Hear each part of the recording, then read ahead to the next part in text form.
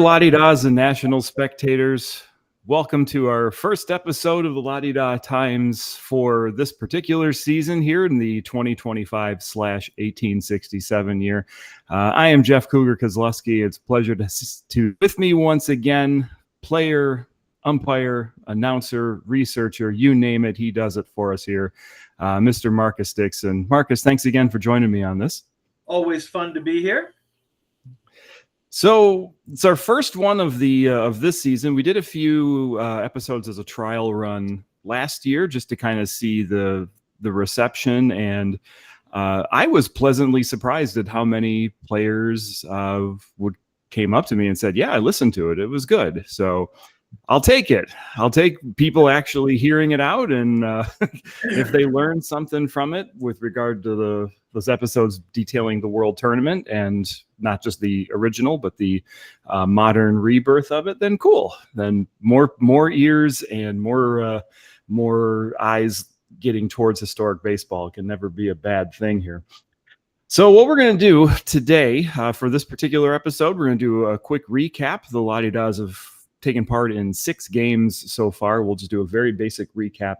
And then I want to talk a little bit about the language that is used in historic baseball games.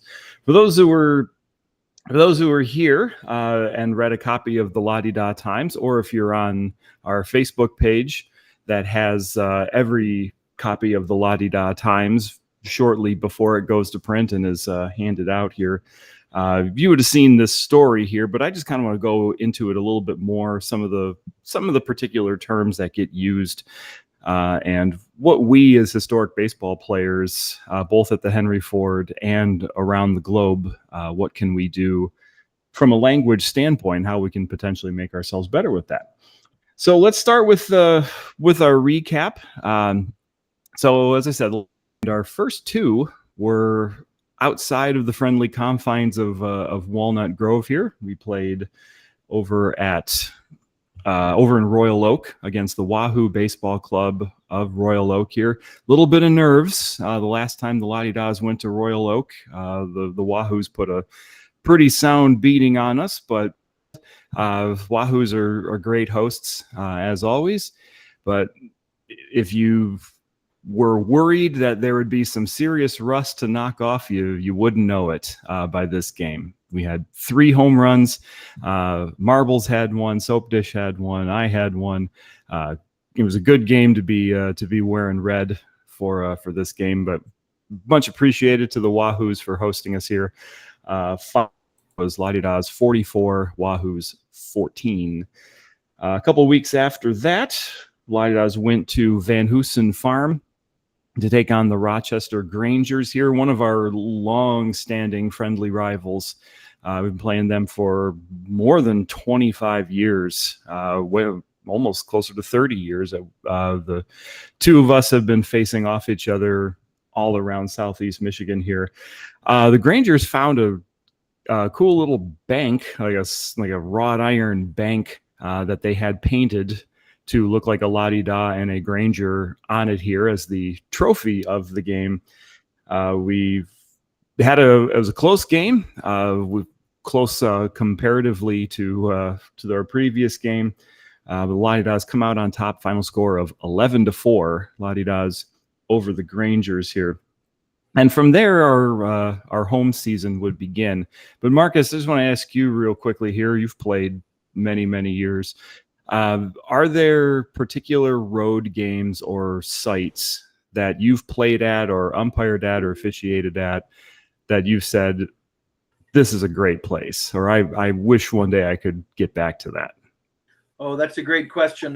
There are some that are particularly memorable. One of my early games was against Northville.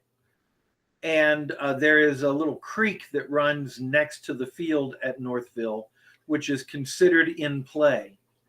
And I remember very much that I, in my naivete, was running the bases, and a ball got thrown, and it was overthrown and went over the bank to the creek, and one of the Northville players jumped over down into the creek to get the ball, and I couldn't see him. I assumed the ball was rolling, and I rounded third, confident that I was on my way to score. Got about halfway to home when his head suddenly popped up, and he fired a perfect shot to the catcher to tag me out, and I realized that I had been thoroughly played by the home field advantage. So I always remember that. And of course, we have played together up on Mackinac Island, and so we've played on the grounds of the Grand Hotel, and then there's another field there where I've umpired multiple times, and it's just a beautiful, beautiful place to be. And just to the crowd that was there and the surroundings of the island made it a wonderful place to play ball as well. It's always one of the cool things about vintage baseball is just the character that you get at certain parks and at certain fields, and how it truly is a field. And it's not just like a perfectly manicured diamond like we would expect at Major League Baseball today. Like there are ground rules, the idea of what happens if the ball, like take Mackinac, what happens if the ball hits that tree in short right field, or at Van Hoosen Farm at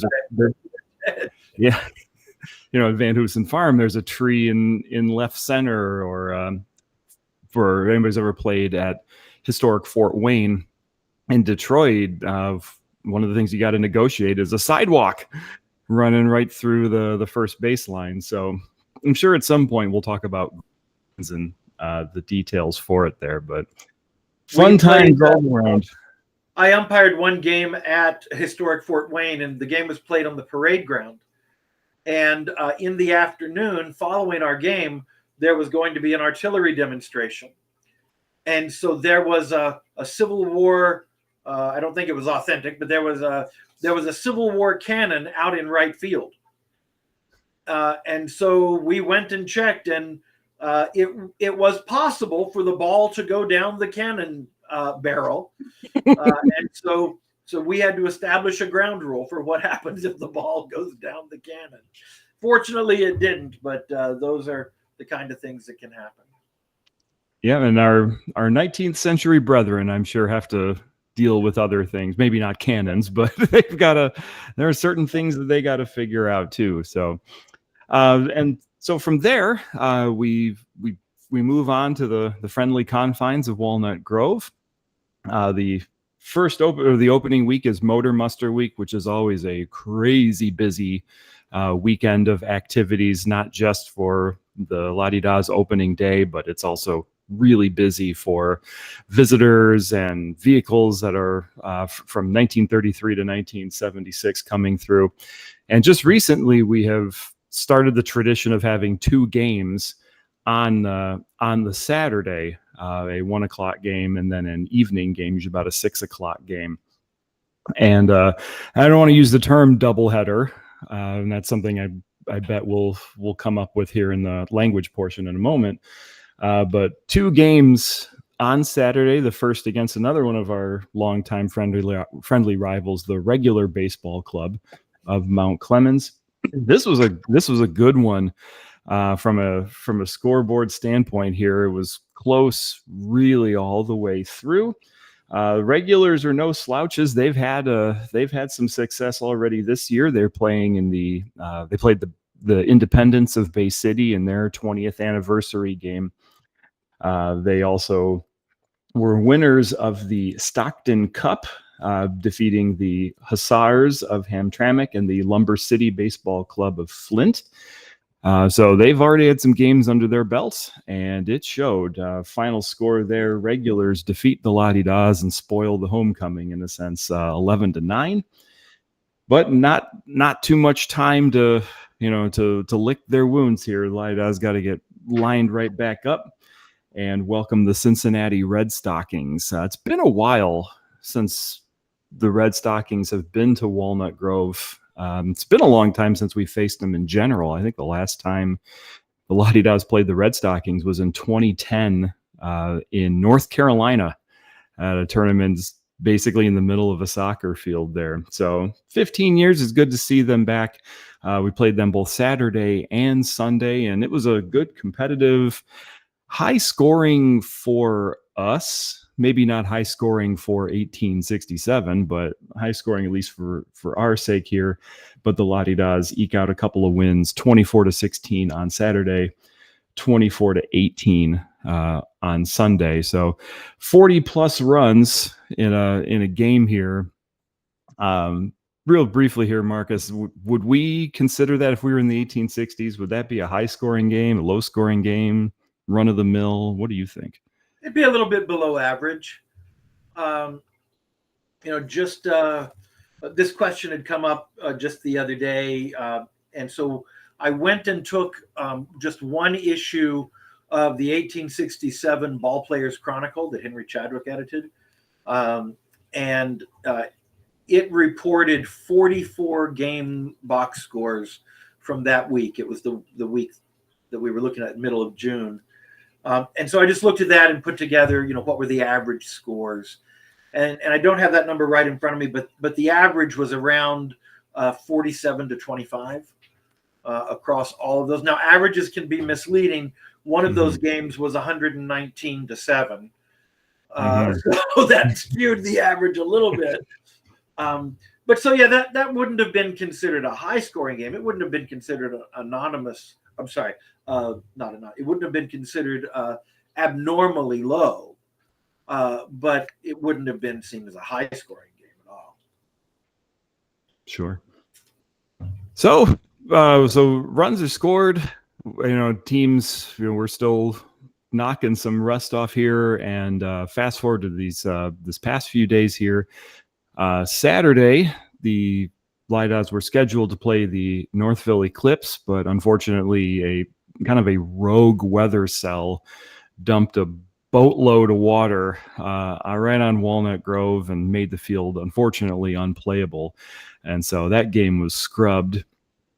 But thankfully, the Eclipse were ready to come back on a Sunday. We had a team that unfortunately couldn't make it because of manpower, and the Eclipse said, "We'll play." And so the Eclipse instead came back on a Sunday, and kind of wish they wouldn't have. They put a whooping on us here.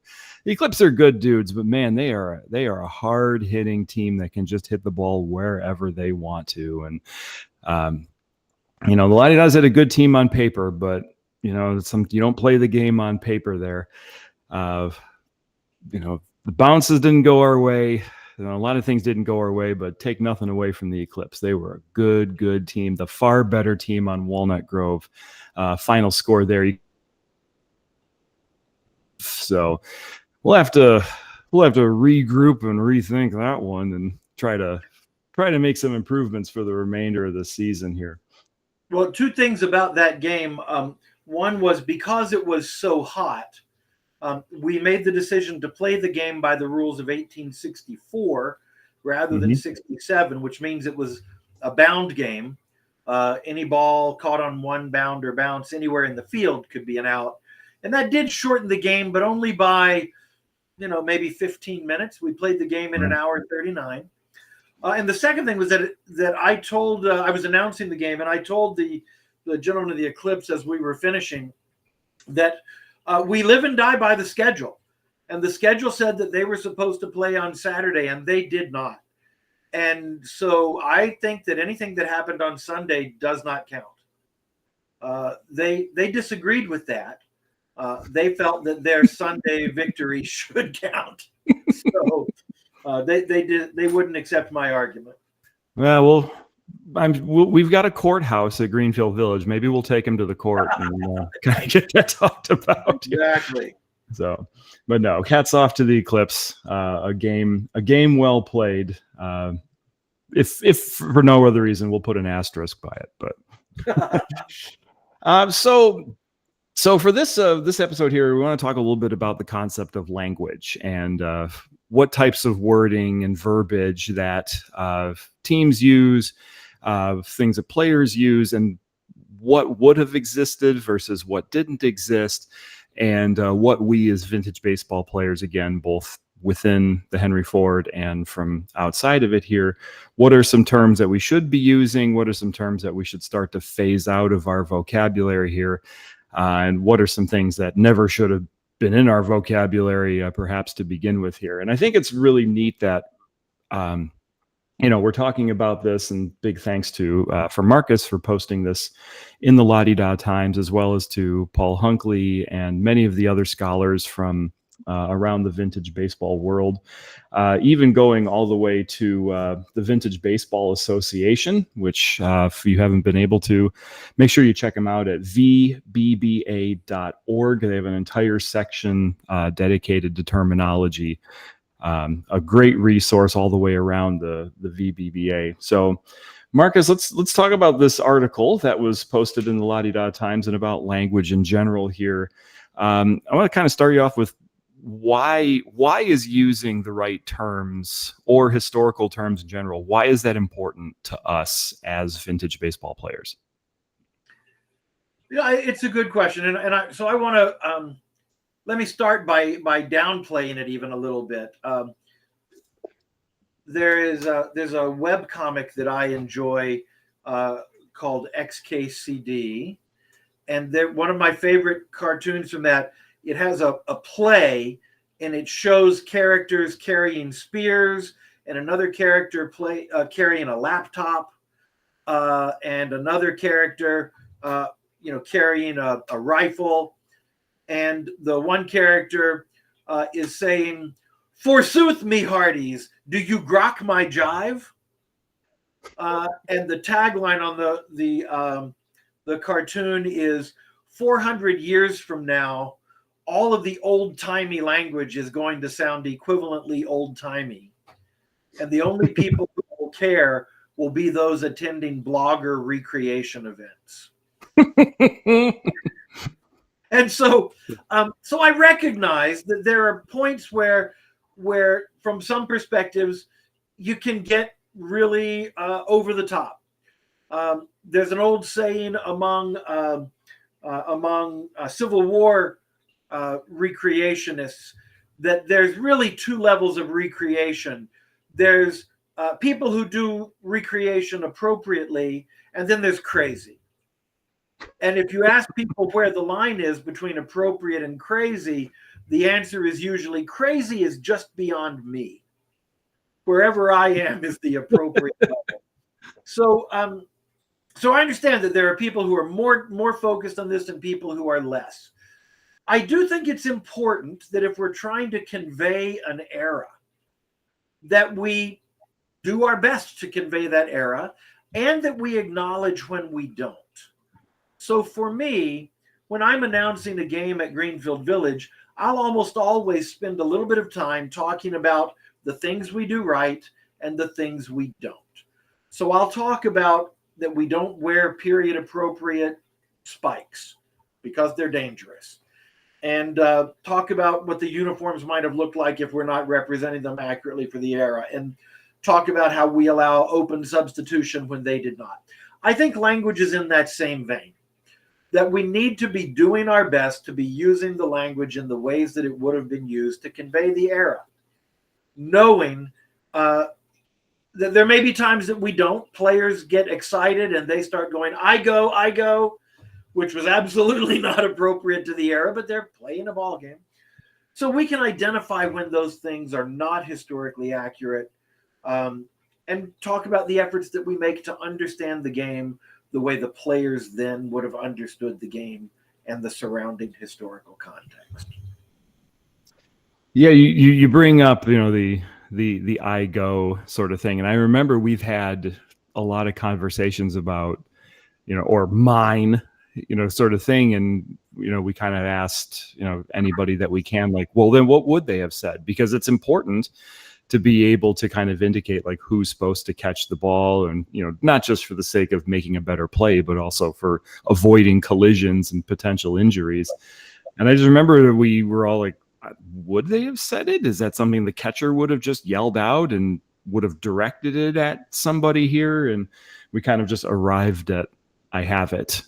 And, how much of that was specifically used, or if it's a one-off kind of thing. But I know a lot of us have kind of tried to train some of the terms out of us here, to the point where when I play rec league softball, I yell, I have it.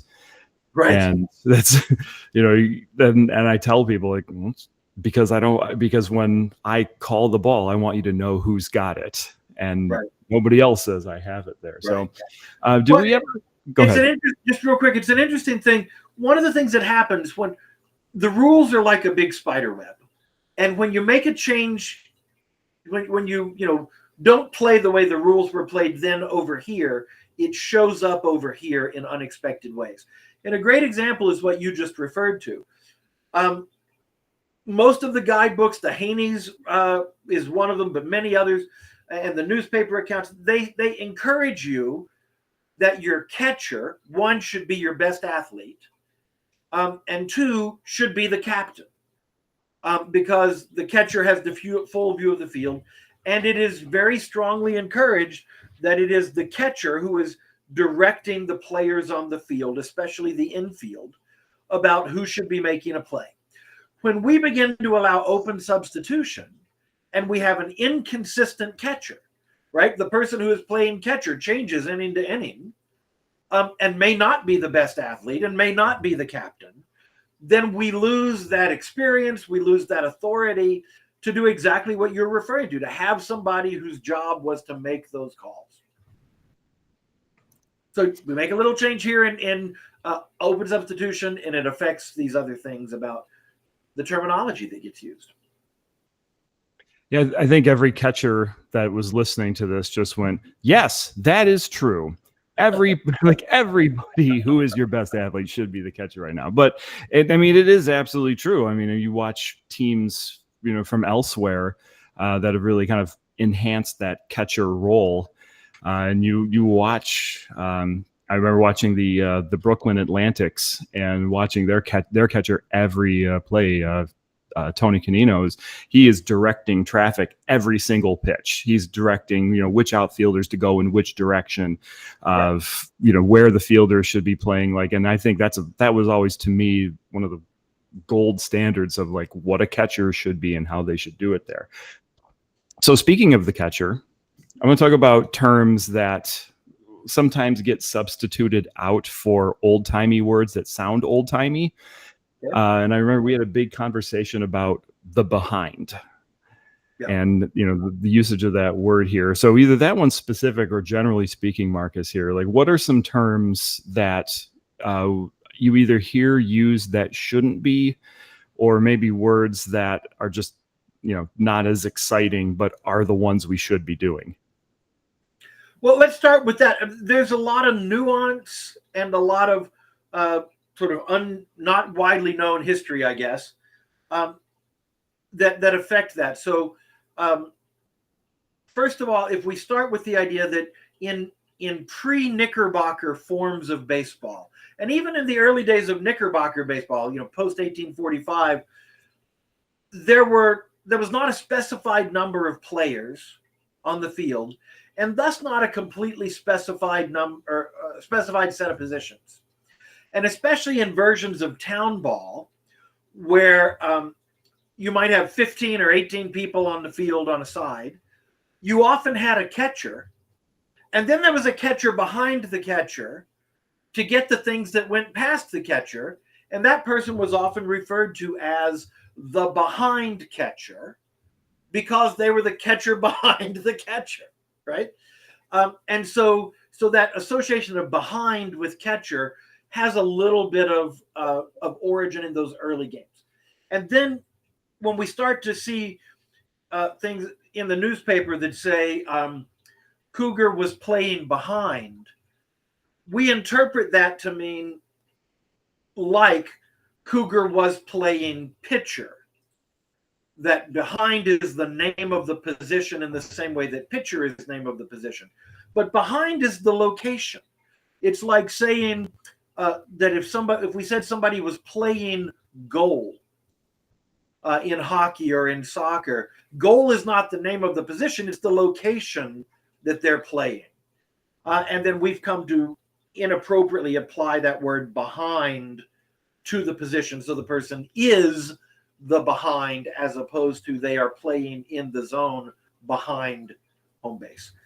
So we get a lot of places where the words actually were used, and they just get applied in some different ways. There's lots of examples of like the umpire. The umpire was called the umpire. The umpire was not called the arbiter, was not called the arbitrator.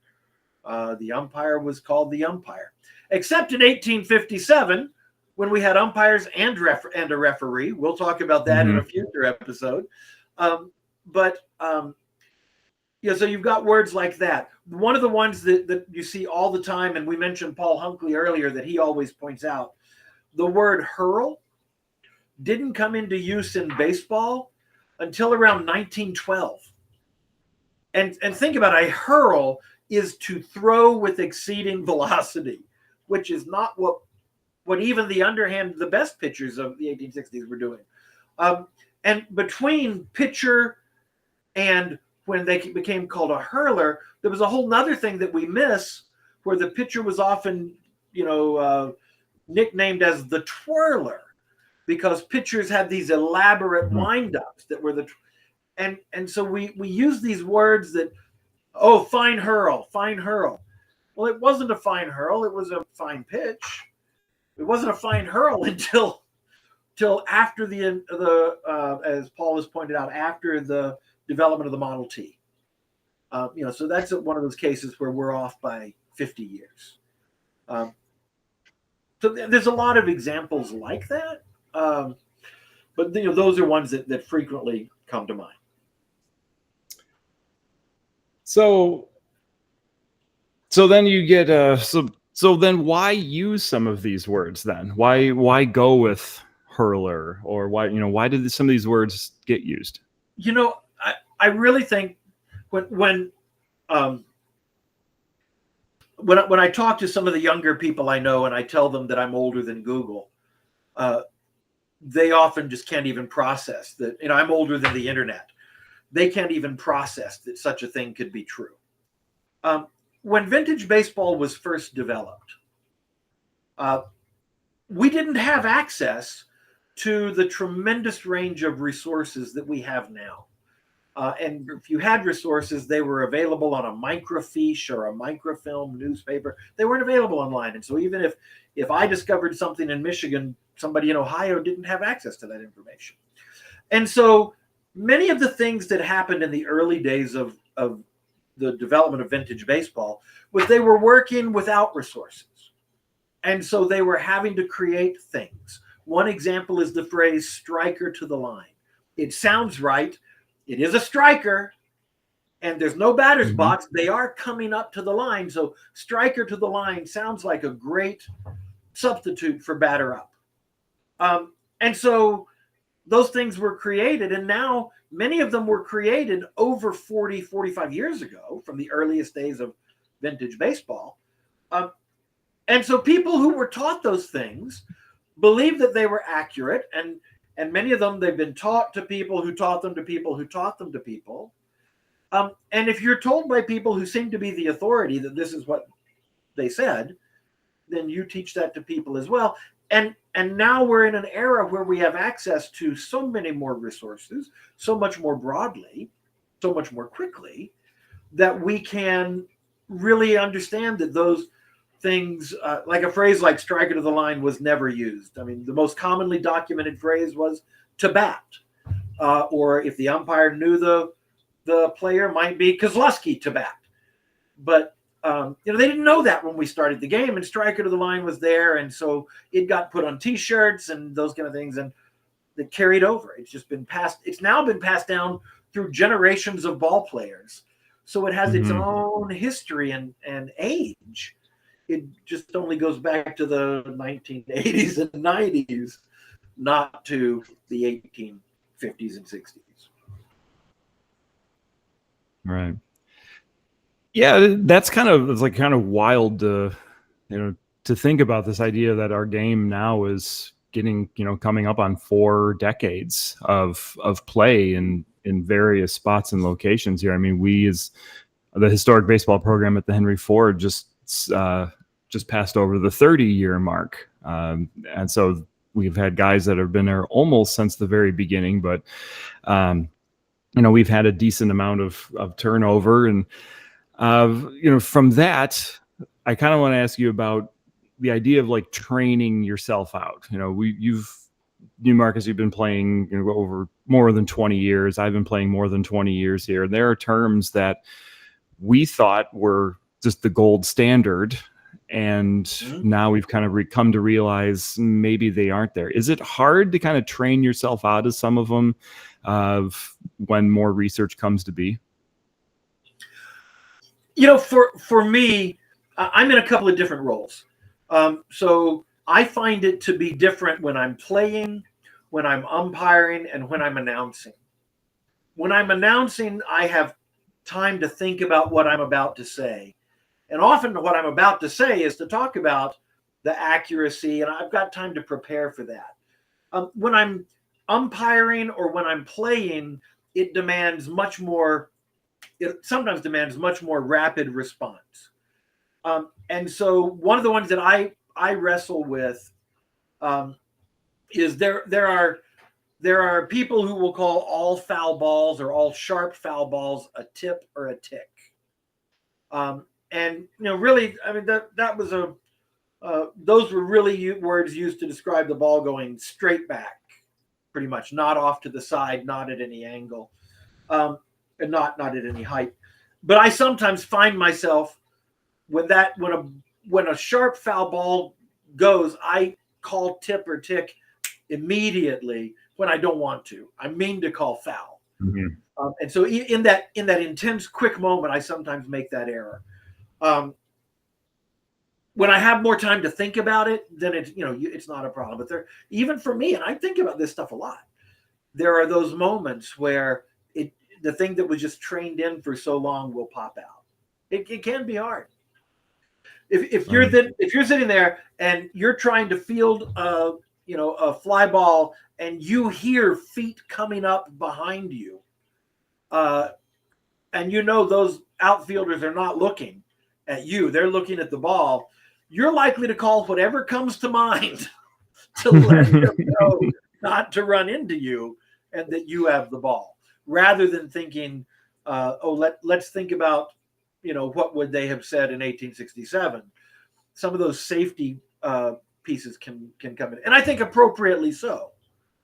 And then if you're at a place that, like the Henry Ford, is fortunate enough to be able to staff an announcer in addition to an umpire, then you've got the opportunity to say, hey, let's talk about what might have really happened. They just did a great thing. They made sure they didn't get hurt. What might they have said then? You've got the opportunity to interpret that.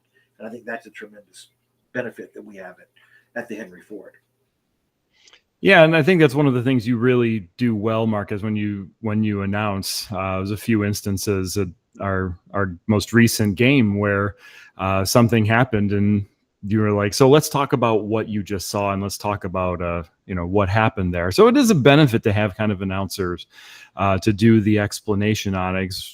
Remember, it's fun to play the game. It's nice to be able to have a game and a point of exercise and recreation and whatnot, but you also have to realize this is an educational tool. Right. It is a way that we are, and not just us as the Henry Ford, but for anybody who's hosting a game, it should be kind of your obligation to educate those that are around you, because you never know, the people that are just so happen to be coming to that game might be the ones that come up to you afterwards and say, hey, how do I join?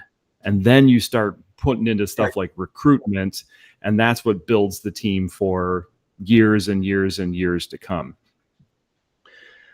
So, Marcus, what are some of your favorite words? What are some of the most favorite terminologies that you would have heard in the 1860s that we as ball players really need to be saying? It's interesting because there's a whole different set of terminology, I think, between how people spoke about the game and how people wrote about the game in a newspaper account, which is different from how we might speak while we are in a game. Like, I remember there's an account, I believe it's from the Detroit Free Press, covering one of the games from the 1867 World Tournament, where it refers to a daisy cutter that was hit to the third baseman, who forwarded the ball to Johnson at first, who was the keeper of that fine hotel. And so that's like that sort of florid and interesting. The 19th century was known for its creative language about those things, but I don't think anybody ever called first base a hotel, right? I mean, not in any meaningful way. That was just a phrase that they threw up. But I like some of that writing, to say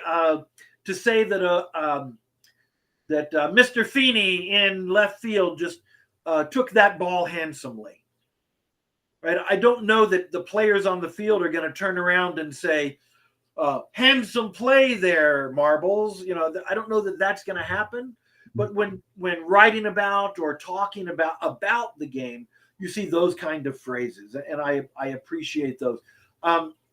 As an umpire, they talk about accepting with quiet acquiescence the umpire's calls. Well, that's good terminology. That's appropriate terminology.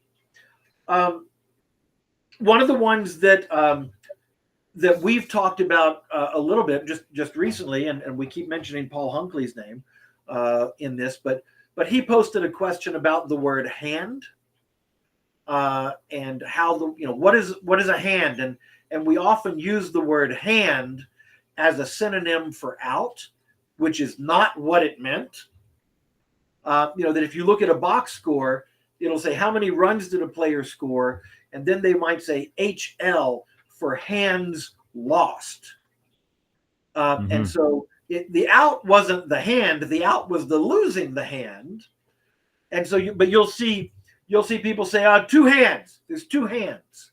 Well, not really. The hand was the time at bat, and the out was the loss of the time at bat. The hand was the opportunity at bat, or the opportunity to score, and the hand lost was the failure of that, the loss of that. So, when we get those nuances right, I really always appreciate those when we're just hitting those things well.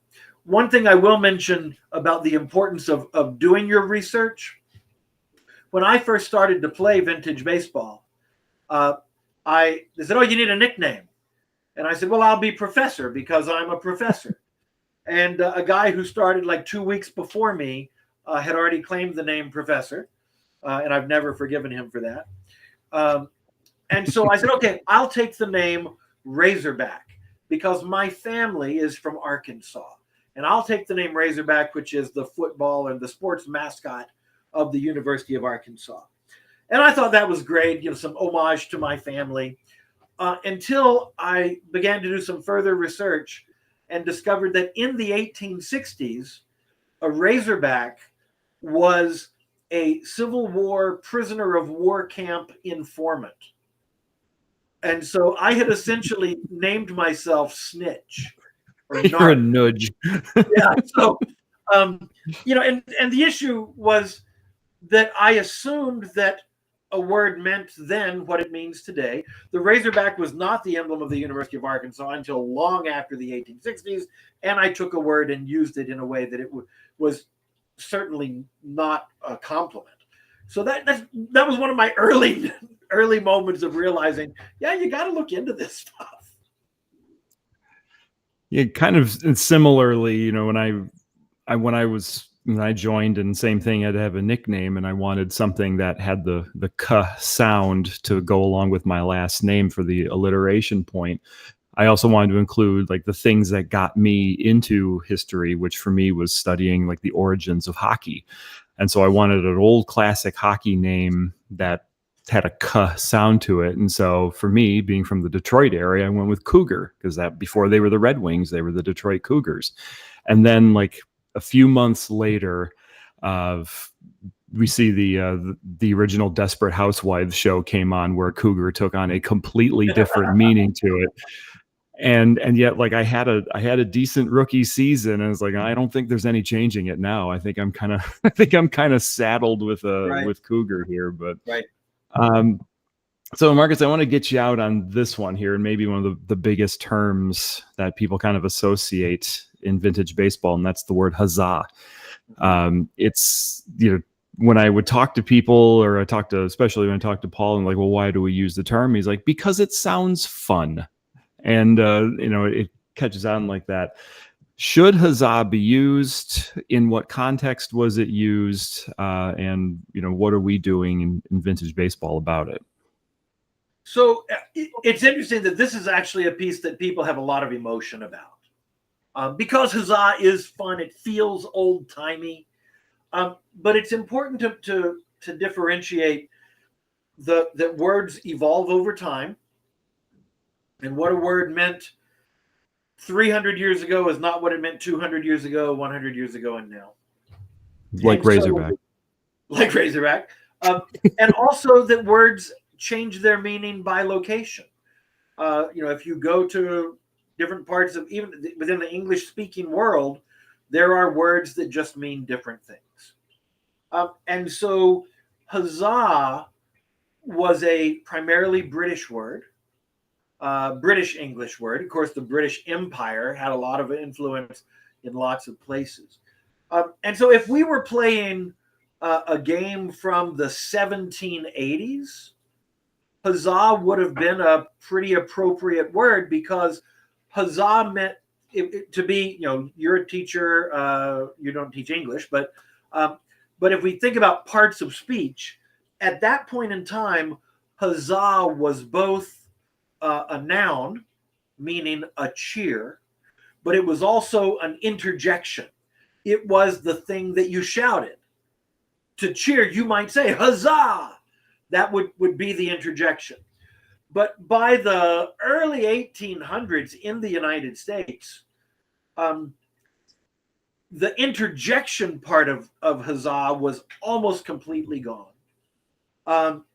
Do I want to say completely gone? No. Sometimes, to annoy my son, when I'm showing him that I'm really up to date, I'll say, hey, I'm hep to that step 23 skidoo, to try to tell him that I'm really cool. Which of course is so vastly out of time.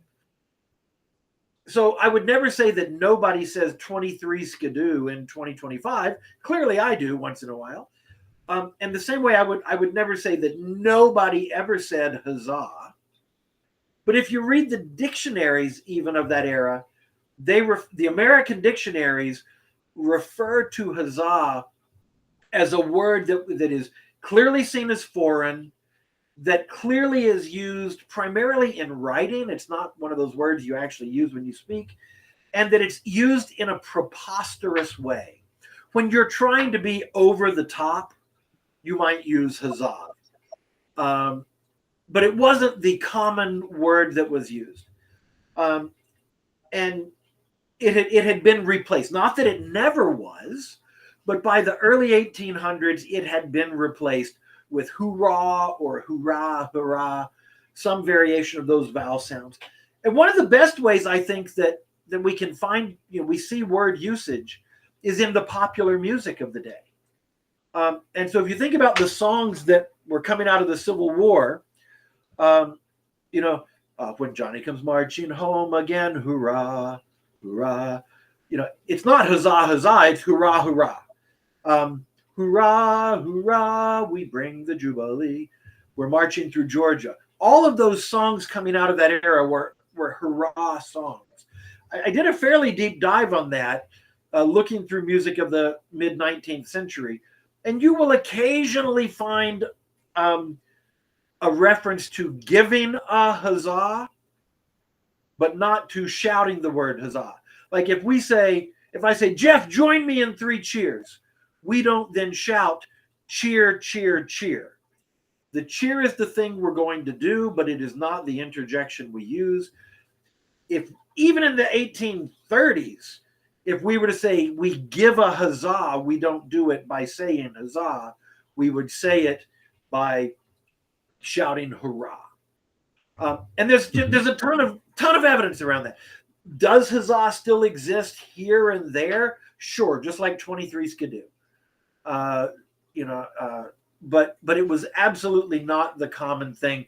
We can even find, it was common at the banquet that was held in the late 1850s, early 1860s. There'd be a baseball game, and then there'd be a banquet after, and frequently there would be a song written, to the tune of a current piece of music, and there'd be a song written about the other team and how what it was, how great it was to have the other team here, and those songs always had "Hurrah." So Huzzah is fun. It sounds different. It sounds old timey. It was, by the era that we portray, it just wasn't the thing that people were shouting. It just wasn't. They were doing a tiger. So, the 3 cheers and a tiger. That's well established, but not Huzzah. So if you said Huzzah in the 1860s, it would be like saying Huzzah in the 2020s. It makes you sound, makes you kind of sound like old timey, to the point of like you can use better words. Yeah, and even at the time it was sort of like it was the Webster's 1828 refers to it as a word that was only used most preposterously. So you were trying to be over the top. You were trying to be facetious when you used the word Huzzah. Okay. So we hope that if you're listening in on this, don't treat this as it's an attack. If you use Huzzah, don't treat this as like we are coming after you and as the rule police for this here. We use this as our way of saying, look, here's what the history is saying. Here's what the facts and the details are saying, and interpretation from experts in research and experts in history and experts in baseball history. So, do your thing, do what comes naturally to you here. Remember that it is intended to be something for fun and exercise and recreation, this great game of baseball here. But if you've ever been curious about word origins and what terms to use, because sometimes that's the sort of thing that really adds the polish to, a really good game. If your team plays really well and, the uniforms are spot on and the gameplay is really good, then the terminology is that's that extra little thing that is going to truly make the visitor experience a great one. Not just good, but great one. I'm reminded that there was a point in time in art with the La-Di-Das where we misunderstood the rule about dead ball, like a ball in play that goes to a spectator and they pick it up. We played that rule incorrectly. And then we found newspaper accounts that described the play. We found other documentations that said, here's what to do. And so we changed it. And the next year, once we started doing it the new way, those people who came regularly said, hey, are you doing that differently? Yeah, and here's why. Let me tell you about that. Similarly, I've had many people come up to me when I'm announcing a game and go, hey, what happened to Huzzah? I said, well, let me tell you. And part of the benefit of that is it lets us show that we take it seriously. We changed what we did because we learned something new. And we're committed to doing that. When you know better, you do better. And so the spectators really appreciate that when they recognize that we're taking it seriously.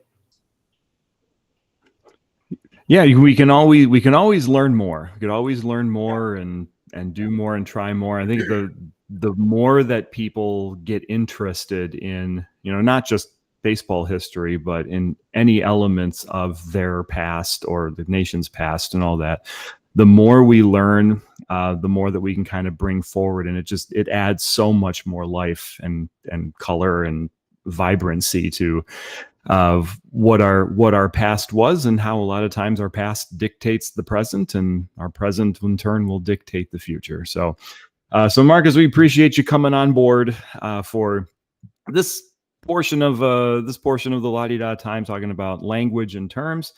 Again, we highly encourage anybody who's listening, if this was inspiring to you, check out vbba.org, the Vintage Baseball Association. Check out their terminology section there.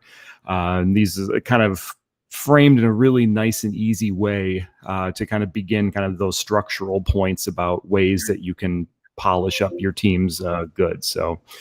So Marcus, thanks again. Much appreciated. Hopefully we get a few more of these episodes in and can really kind of strengthen the historic baseball and what we do and how we do it, and keep this great game going. Always enjoy it. So, all right, everybody. Well, we appreciate your time. Appreciate you coming on board with us here. And we hope to see you again very, very soon. Until then, strike well.